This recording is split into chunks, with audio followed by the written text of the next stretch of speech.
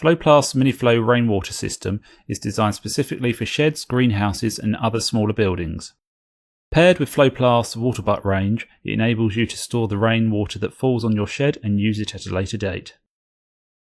Available in 5 colours, black, white, brown, grey and anthracite grey, the MiniFlo rainwater system is manufactured at FloPlast's UK production facility in Sittingbourne, Kent and backed up by a 10-year performance and colour guarantee.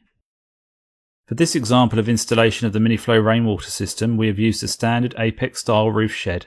However, the principles can be used for any building or roof style. Depending on your shed construction and the pitch of the roof, the system can either be fitted direct to the shed, or you can place a piece of wood along the length of the shed and fix the brackets to this. For this example, we shall use a piece of wood which should be positioned just below the bottommost part of the shed roof. You should use treated timber and ensure that it is appropriately sized to be able to accommodate the fixings. To begin with, you need to position the stop end outlet at the end of the shed where you wish to position your downpipe. Using a string line, you can now position a fascia bracket approximately 10 cm from the furthest point from the outlet. All brackets should be secured with a 25mm by 4mm or 8 by 1 inch screw. It is worth noting that your gutter should have a slight fall when in place. 1 cm for every 3.5 metres is sufficient. Now with your stop end outlet and final fascia bracket in place, you can attach additional fascia brackets.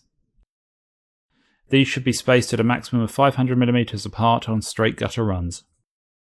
Should you need to install a union bracket to connect 2 lengths of gutter, the same process of affixing a fascia bracket should be undertaken. The next step is to install the gutter to the brackets. Measuring from the insertion line shown in the stop end outlet, ensure the length is long enough to go past the final bracket and allows enough space for the stop end to be fixed in place. If you need to cut the gutter length, then mark and cut it using an appropriate hacksaw. Now ready to install the gutter, first you should lubricate all gutter seals to make installation easier. Working from the lowest point of the run, insert the back edge of the gutter under the retaining clip.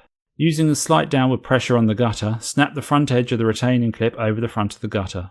Check that the gutter is lined up with the insertion expansion line before clipping into the other brackets. The final stage of the gutter installation is to position the stop end at the highest part of the run. Moving on to the downpipe installation, this should start at the stop end outlet. Should offsets be required, this should be positioned now.